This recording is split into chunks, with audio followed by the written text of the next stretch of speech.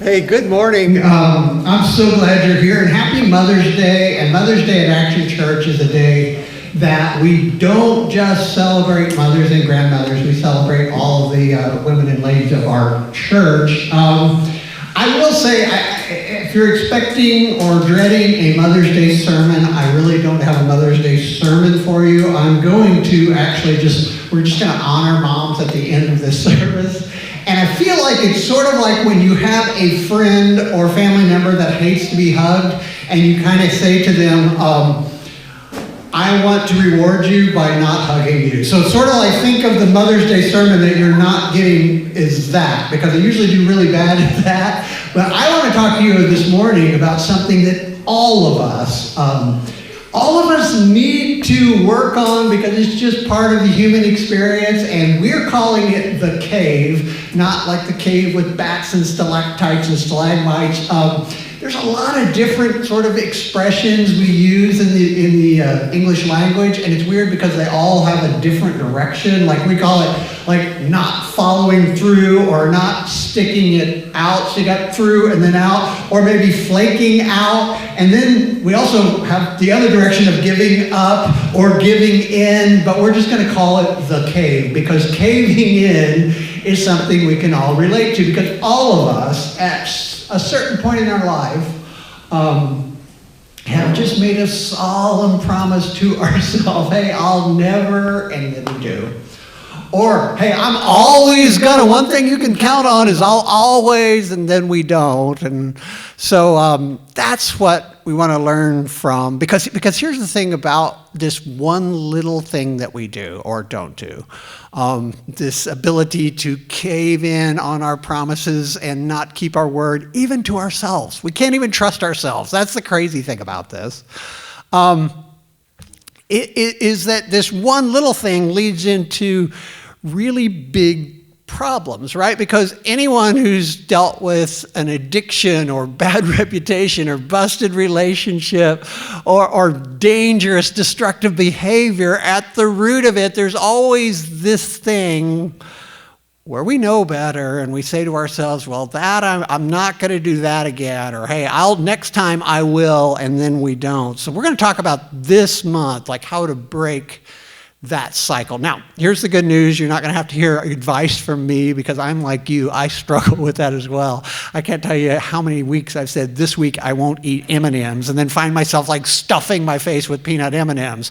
And they just keep coming out with different kinds, and I feel like just morally I should try them all. But you're not going to have to just hear from me, because I struggle with that as well. But we're going to learn from a guy named King Saul. Now, here's the thing I love about Scripture is that King Saul, even though we're talking about a king and we're talking about someone who lived thousands and thousands and thousands years ago in a land far away, you and I can actually relate to this case study of him, because he does some things that, quite frankly, we all do today. Like last week we learned from King Saul's story, something that's not just a Bible truth or a church truth. This is a truth of everyday life, that good consequences or good excuses don't change bad consequences. The bad consequences will come no matter how brilliant our excuses are. And last week we learned that Saul had some fantastic excuses, and excuses we still use. The story was that Saul is this new king. He's the first king of Israel. The Bible says that his dad was rich, his mom was pretty, he was the tallest, most handsome man in the land. So it's a great story. Becomes king and sort of has this escalator of success, the kind of story that all of us would like to have, where things just kept getting better for him, until one day an enemy came along that scared him. And all of a sudden, he's outnumbered. He's not just winning. He's not just sick of winning. He's winning so much. He is outnumbered. He becomes frightened. And the prophet Samuel asks him a simple thing like, hey, wait till I get there. I'll offer a sacrifice and bless you, and then you can go out and fight the battle. And Saul chooses in that moment to just go, you know what, I can't wait any longer. I can't wait any longer. And it seems like such a simple decision. And he had good excuses. He said, my guys were getting nervous and leaving. The army was getting smaller, not larger. And hey, you could smell the enemy. They're so close. They can attack at any moment. And hey, you were late, Samuel. And then he says the final thing, he basically says, I was just trying to do the right thing and just rationalize it. So I think all of us from last week can kind of relate to that sometimes we have great excuses. Ja Rule, this last week after the big fire festival. I don't know Mr. Rule very well or his music, but I do love the fact that he said after the big fire festival scandal where all these people were promised this amazing festival and they got there and it was like a piece of bread and a tent.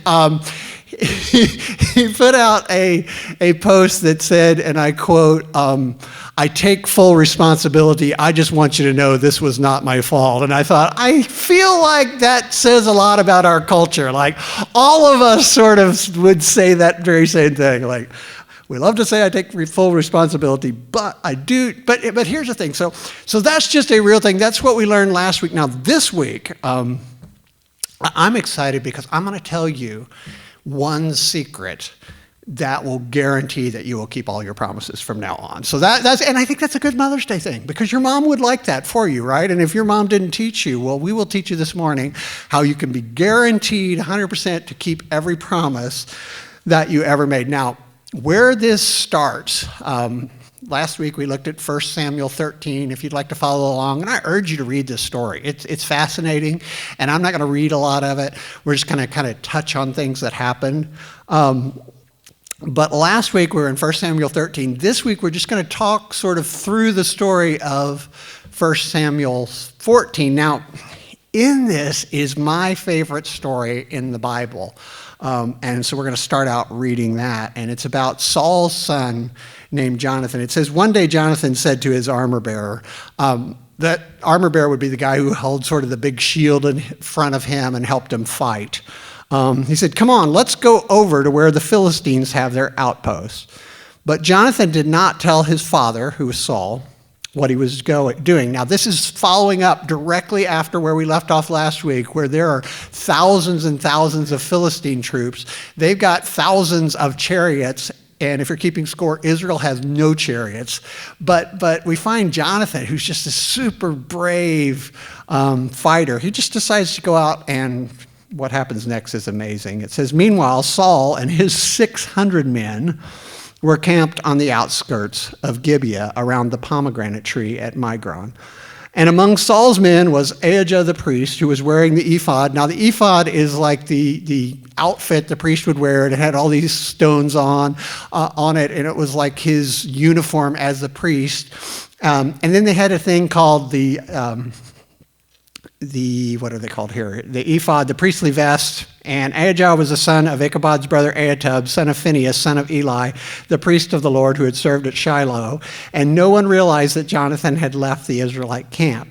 And to reach the Philistine outpost, Jonathan had to go down between two rocky cliffs that were called Bozez and Sinai. Now notice all the detail. It makes no sense to us. But that's the thing I love about the scripture is they're writing this to people who would go, oh yeah, I know where that tree is they're talking about. And oh, those two cliffs, I know those.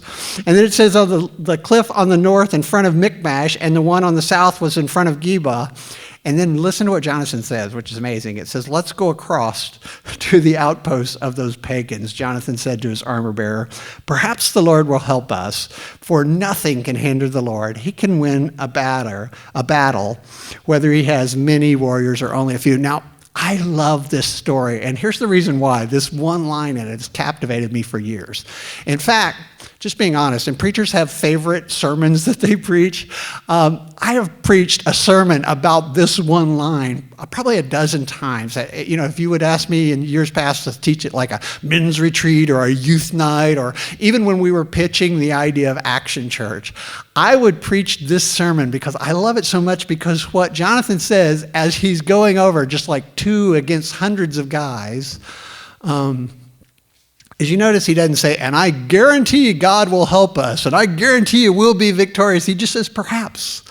And I love that. I think that's such a picture of faith, of this idea that we can have as followers of Christ, is that we can kind of step out. And that was what Action Church was about in the beginning, just kind of gathering together with friends and going, hey, let's try this thing. Let's try to make a place that we can invite our friends to, and perhaps God will help us. I just love that line. Now, here's the thing about this story that when I was preaching all those sermons, I didn't think about. King Saul, who had just been told by God, hey, you didn't obey me, and I'm going to take your kingdom away. Saul completely gets the credit for this action, because Jonathan, it's not a story of Jonathan like climbing up a cliff and saying, maybe God will help us, and then he's immediately killed, because that wouldn't be a very good story. That's not what happened at all. Instead, we find that the Philistines, and you can imagine this, like they're so freaked out because here they are with this superior army looking down over this really pathetic, hiding Israelite army, and then this crazy guy comes climbing up, just two guys come climbing up the cliff and basically take on an army, just the two of them. And it says by the time they have killed maybe 40 people, which is scary and amazing in itself, it just freaks the Philistine army out, and they start to run. They're like, if there's two of them and they're that scary, we should get out of here. I mean, it's an amazing story. The Bible's pretty great to read. But anyway, what happens from that is listen to this. In verse 16, skipping down, it says, Saul's lookouts in Gibeah of Benjamin saw a strange sight. The vast army of Philistines begin to melt away. They're running away from two people because they can't believe that these two guys are just working, just mowing down their troops. It says, call the roll and find out who's missing, Saul ordered. And when they checked, they found that Jonathan and his armor bearer were gone. Then Saul shouted to Ahijah, remember this is the priest with the priestly vest on, bring the ephod. That was the word I couldn't remember. The ephod is like sort of stones that they would use to try to determine the will of God. Basically like rolling dice, if you want to bring Yahtzee dice in and go, God, show me what to try. I don't recommend it, but that's the way that they would seek the will of God. It says, bring the ephod here, for at that time Ahijah was wearing the ephod in front of the Israelites. But while Saul was talking to the priest, the confusion in the Philistine camp grew louder and louder. So Saul said to the priest, never mind, let's get going. There was terrible confusion everywhere, and even the Hebrews who had previously gone over to the Philistine army revolted and joined in with Saul and Jonathan and the rest of the Israelites. Likewise, all the men of Israel who were in hiding. So everybody starts coming out who were in hiding in the hill country, joined the chase when they saw the Philistine army running away. So the Lord saved Israel that day. I mean, it's a great story of battle. I mean, this is Braveheart stuff where just a couple guys start this rout, and then the Philistine army starts freaking out and running away. And then even guys who had been hiding out and weren't part of the Israelite army jumped in, and they just destroyed this huge army. Now, I love this story. If you just like, reading this as a battle, I mean, it's a pretty amazing battle. But the interesting thing to me, though, in light of what we've been talking about, is that this happens right after Saul disobeys God. And this happens right after God tells him, hey, because you caved in, because you didn't follow through, because you disobeyed me, I'm going to take your kingdom away from you. You're finished. And I have to imagine that this is not at all what Saul expected. That Saul thought, oh my goodness, I'm winning. Like, I'm winning in this amazing way. And it even says that the Lord saved Israel that day. And if you'll notice, sort of, it's interesting that I think that Saul said, hey, I need to consult the priest. I need to talk to God again. And then, look, it says, but while Saul was talking to the priest, the confusion in the Philistine camp grew louder. So Saul said to the priest, never mind. And every translation gives this story of basically Saul going, hey, we should pray to God. We should find out what God wants us to do. And then as the sound gets louder and the fighting gets more fierce, he's like, never mind, we don't have time for that. And he just rushes off into battle. And it's funny because you and I might think, well, I bet he gets destroyed. No, he wins. Absolutely wins. And so what we do find about Saul that is sort of up to this point consistent is at every turn, when there's a really tough decision, when there's something that he should stick with, when stress levels rise or when times get tough, Saul just Saul just caves in, flakes out, moves on, doesn't follow through. However you want to say it, that's Saul. Now, this is another thing that I think is interesting about this story, because you would think, oh, well, this is just a tale to teach us that you should keep your word and you should follow through.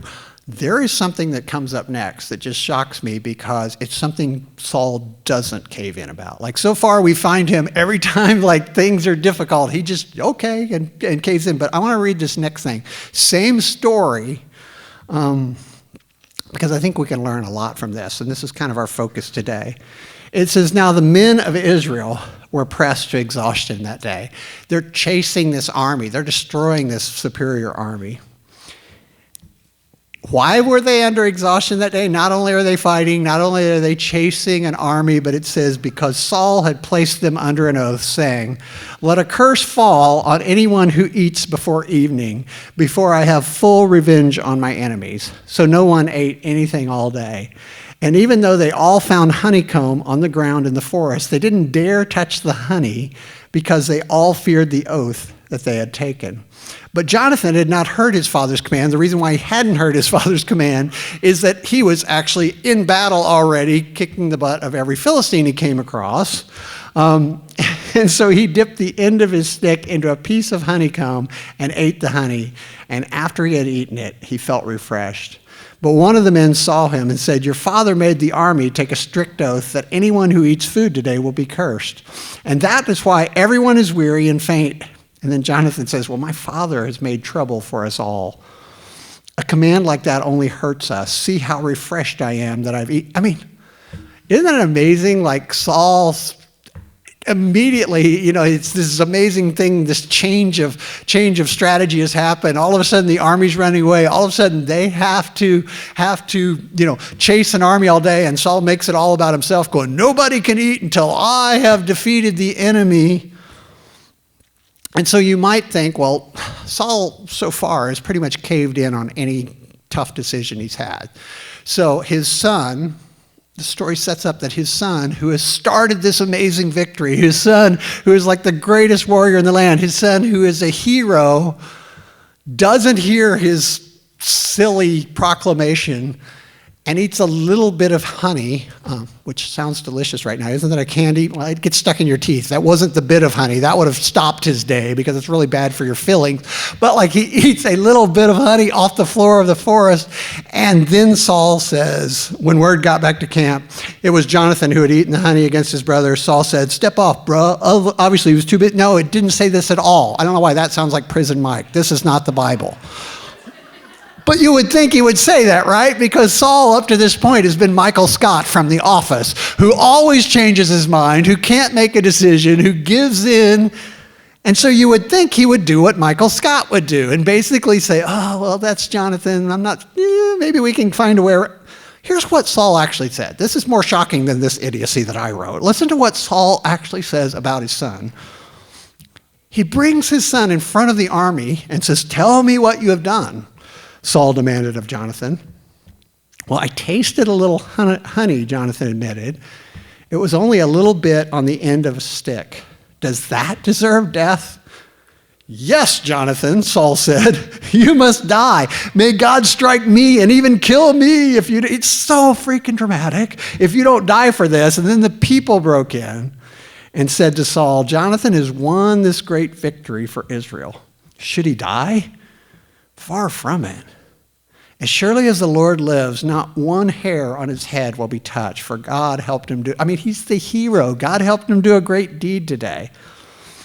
So the people rescued Jonathan, and he was not put to death. Can you believe it? That's, I think, such a remarkable story, and it doesn't make any sense. It doesn't make any sense in light of the fact that Saul has caved in on every important decision so far. It doesn't make any sense in light of the fact that Jonathan, his son, is a hero. But you know what? It sort of makes perfect sense.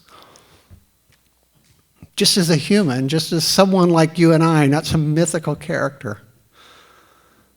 Because isn't it amazing that we can, I don't know about you, but I can sort of back down on some of the most important promises I make to myself but hold others to a completely different standard, right? Like, it's so easy to go, hey, I didn't mean it, or everybody makes mistakes, everybody's human. But when it comes to others, oh my goodness, we hold them to the highest standards. And that's exactly what Saul did. And kind of interesting to think about this, that last week we learned that Saul, after God told him, hey, you're going to lose your kingdom, and because of this action, you're not going to have a future, and your children aren't going to be the king, you're not going to have a lineage as a king, your time is over. Saul went on for 35 years as king. And the next thing that happened in that story is this huge victory where everybody claps him on the back. And even though Jonathan really started it, because he's king, sometimes it's good to be the king because he got the credit. Like it says, everybody sort of toasted Saul for defeating this huge enemy. And I've always sort of looked at this story and said, well, Saul lost his kingdom because God judged him. God gave a bad judgment against Saul. He didn't like what he did. He didn't like that he broke the rules and he took the kingdom away from him. But the truth is, Saul's bad judgment is the thing that lost the kingdom. And we're going to find as we kind of go through the story forward that I bet Saul thought again and again, I can't believe I'm getting away with this. I can't believe that I'm getting away with this. Like, I keep doing these things that God's really angry about, and here I am, I'm just keep winning. But in the end, we find Saul like in the worst possible situation. His sons all die, just as Samuel predicted, and he takes his own life on the battlefield, defeated by this same enemy. And it's sobering. It's sobering. Because it's easier to think that, oh, there's a God out there, and he's got rules, and I can break them, and maybe I'll get away with it. But I think the story of Saul says there's a God out there, and he knows what's best. And if you don't do those things, it will get you in the end. You will pay the consequences for it. That's Saul's life. Saul's life was not that God ever came down. We find nothing in the story of Saul where God came and just actively judged him, or not judged him, but actively what we would call punished him. Saul's own behavior, his own horrible judgment. Like, when he should have been flexible, he was rigid. When he should have not made a single change, he would go, okay, and give in. He was Michael Scott leading an army. I mean, it is just crazy the bad decisions he made. And so I've been thinking a lot about this week as I was reading that. The truth is that some promises shouldn't be kept, right? Like, he made a solemn oath. I keep saying oath. That's not the right word. Oath before God that, hey, nobody eats a thing until we conquer this enemy. Really stupid oath, but a real thing. He stood in front and he must have thought, like, well, if I give in on this, my authority will be challenged. But it's a really stupid promise to make, right? Especially when you have he had no idea how long the battle was going to go on. Like, could have gone on for days. This guys could have died on hunger strike. It's just a dumb thing to promise. Great example of a promise that shouldn't be kept. And it kept reminding me of we played the clip coming in, the episode where Michael Scott on The Office, this was guaranteed a third grade class that he would pay all their college tuition, and then 10 years later had to go back and give them laptop batteries. But I love this quote. It said, I've made some empty promises in my life, but hands down, this is the most generous. Guess what? It doesn't work that way. But there's some promises, aren't there? There's some promises, like if you make a promise like that, the thing is, you shouldn't keep it. And the real truth is, if we're just trying to think about how could we avoid this situation, there are some promises that shouldn't be made, right? Like the key to this story is that he shouldn't have said, hey, nobody eats until we win this battle, because he had no idea. Like, he literally would have killed, or at least was heading toward killing, the hero and his heir to the throne. Just a ridiculous situation. And so this is not exactly rocket science, but I've come to believe, and I think we can all agree this is true, that the actual secret to keeping promises, the secret to keeping our commitments is actually just not making the promises that we couldn't or shouldn't keep. I find this is so true, like in business. Like in my small business, I'm a painting contractor. Sort of the most valuable thing I have is not my truck or my tools or the ability to paint, because everyone has that. It's really my word. Like if people can depend on me to be there when I say and to finish when I say, and some of you are going, well, that doesn't sound like a big deal. Well, you've never hired a subcontractor, because that is sort of everything in my field, and the key to that I found over the years is not just like some superhuman, I stick with things. It's like I don't make promises I can't keep, which is really difficult. Like a lot of times I want to say yes and I end up saying no because I just know that's not going to happen, and you're going to. So that's what I want to leave you sort of at this point thinking about, because really, where we ruin our lives when it comes to this cave that we all do. It's in the judgment, isn't it? Like, because if we could kind of look back and go, oh, that one thing that I did, that one thing that I said, if I just would have followed through, that would have changed everything. Or hey, that one promise I made, I shouldn't have done that. Boy, just following through with that just ruined that relationship or ruined that job, or I think we'd all choose to do the right thing. But it's the judgment up front. And so I just want to leave you with that. Now, here's what I want to do next, bearing that in mind, keeping that in mind. It's Mother's Day. And I'm pretty sure all of us, we may not have a living mother, we may not know who our mother is, but we have had a mother at some point. And I think this situation actually comes to play in our relationship with our moms. I spoke to my mom yesterday. She's not doing well. As far as I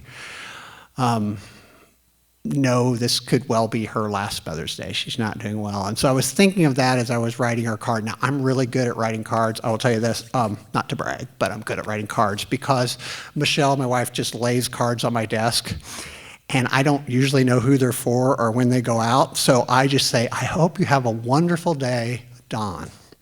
Now, that works on almost everything except one time I got tripped up on a funeral. But other than that, like bereavement cards, you got to kind of read and go, I'm sorry, hope you have a wonderful day. It's not good for a funeral, but everything, think about it. I'm a genius. Birthdays, graduations, I mean, anniversaries, it doesn't matter. Mother's Day, Father's Day, hope you have a wonderful day. Love you, Don. Now, when I saw the Mother's Day card on my desk a couple weeks ago, I had to stop and think like, I probably should put a little thought into this. And as I wrote, it wasn't brilliant either, but at least it wasn't, have a great day. I hope your day is wonderful. I love you, Don. I got to thinking, and speaking to my mom yesterday, there's been a lot of times, I'm so glad that I've broken a lot of promises when it comes to my mom.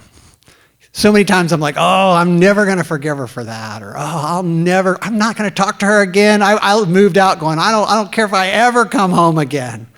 And there's been times, and I'm sure there's been times in your relationship with your mother, oh my goodness, maybe you made promises you should not keep. And so I just want to ask you this morning, how about you break that promise? You'll be glad you did, trust me. Or maybe you've got promises out there. You've got sort of things that, I'm definitely going to keep in touch with mom, or I'm definitely going to call her, or I'm definitely going to see her more, and you didn't do it, and I understand that. But think about this whole judgment thing, about how big a deal that can be. And so I want to leave you this morning with a video from your kids. So we know you love your kids, Mom, so I hope you enjoy this. And I want to play a video, but first of all, I want to pray with you. Because one thing I know from speaking to my mom yesterday and really having that feeling of like, I don't know how much longer she's going to be here.